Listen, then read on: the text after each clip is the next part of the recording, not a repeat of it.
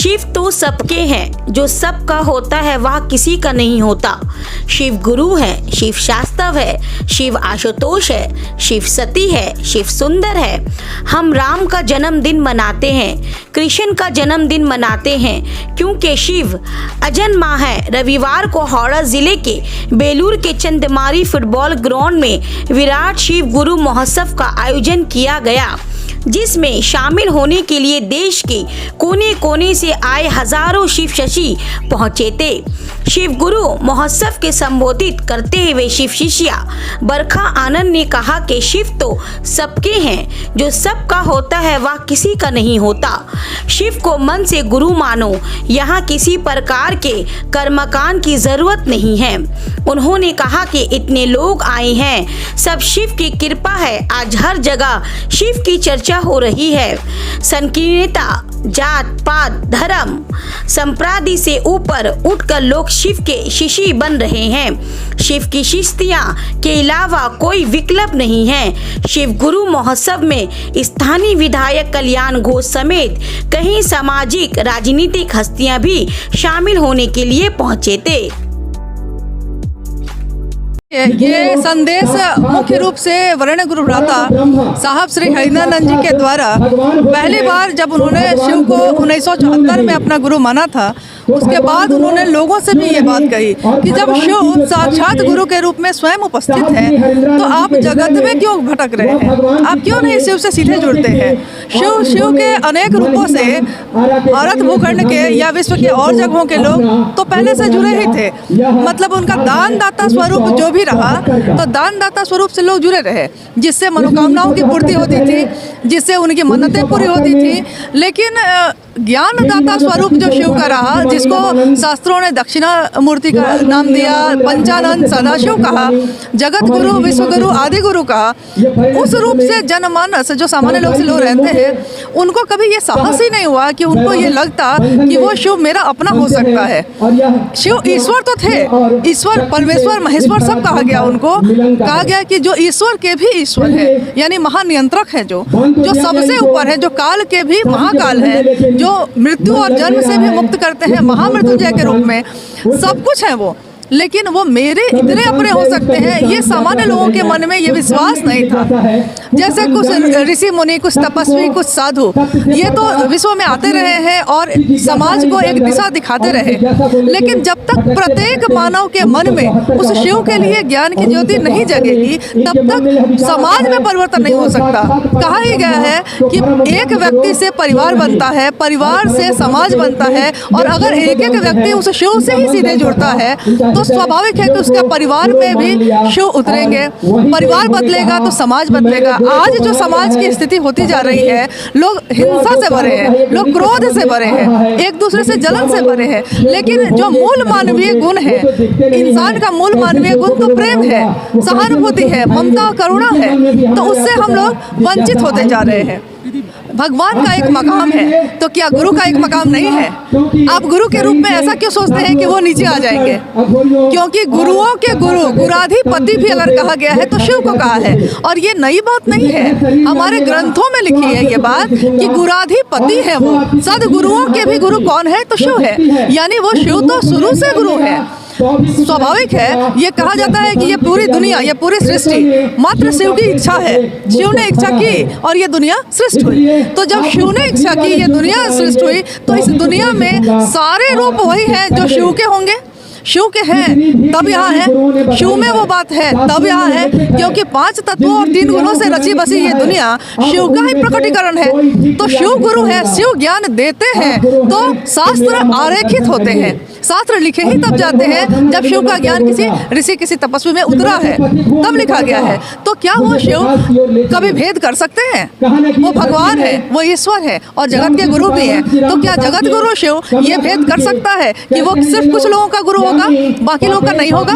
क्योंकि शिव के ही दरबार में हम देखते हैं, एकमात्र उसके दरबार में देखते हैं कि राक्षस भी स्थान पाते हैं, देवता भी स्थान पाते हैं, इंसान भी स्थान पाते हैं, पशु तक अपना जन्मजात स्वभाव भूलकर आकर उनके शरण में स्थान पाते हैं।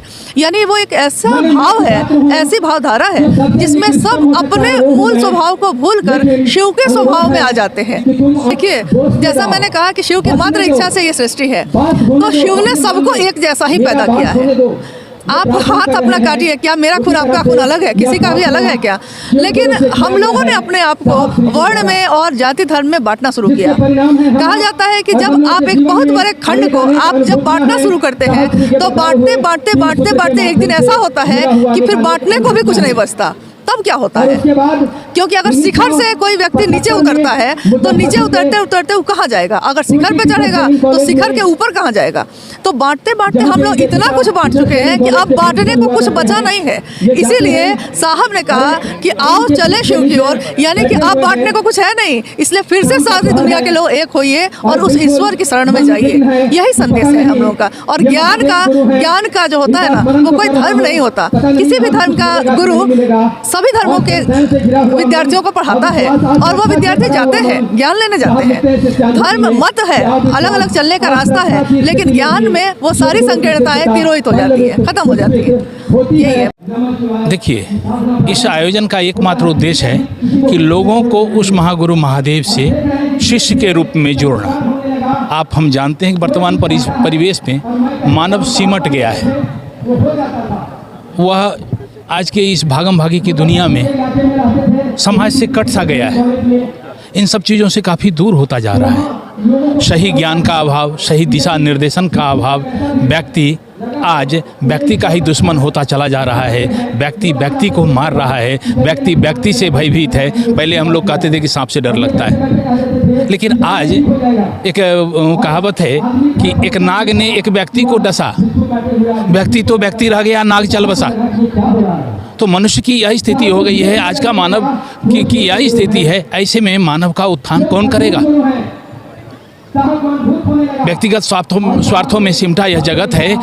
तो साहब श्री ने कहा कि एक जगह है जहाँ न तो ठगने का कोई चांस है और ना ही वह आज तक किसी को ठगा है। वह है भगवान शिव, ईश्वर, जो हमारे आपके गुरु हैं। ऐसा हमारा आपका वेद, शास्त्र, पुराण सब कहता है कि वो आदि गुरु हैं, जगत गुरु हैं। अगर हैं गुरु तो क्यों नहीं उनका शिष्य बना जाए, उनसे ही सही ज्ञान लेकर जीवन जीने की कला सीखी जाए। देखिए, हम राजनीति के पचड़े में पड़ना भी नहीं चाहेंगे, उस पर हमारा कोई कमेंट नहीं है। हाँ, एक चीज़ जरूर कहेंगे कि व्यक्ति शिव से जुड़े। शिव का अर्थ होता है कल्याण। हम आप देखते हैं कि शिव के, मनुष्य की बात छोड़ दीजिए, वहाँ जो पशु पक्षी है वो अपना स्वभाव भूल के शिव भाव में रहता है। जैसे शिव की सवारी क्या है? बैल, और माता की सवारी सिंह है। सिंह और बैल में दोस्ती सुना है क्या? है? कार्तिक की सवारी मोर है और शिव के गले में सांप है। सांप और मोर की दोस्ती सुना है क्या? वो तो उसका भोजन है। मोर सांप को खाता है, सिंह बैल को खाता है। और गणेश की सवारी है चूहा, तो सांप का भोजन क्या है? चूहा।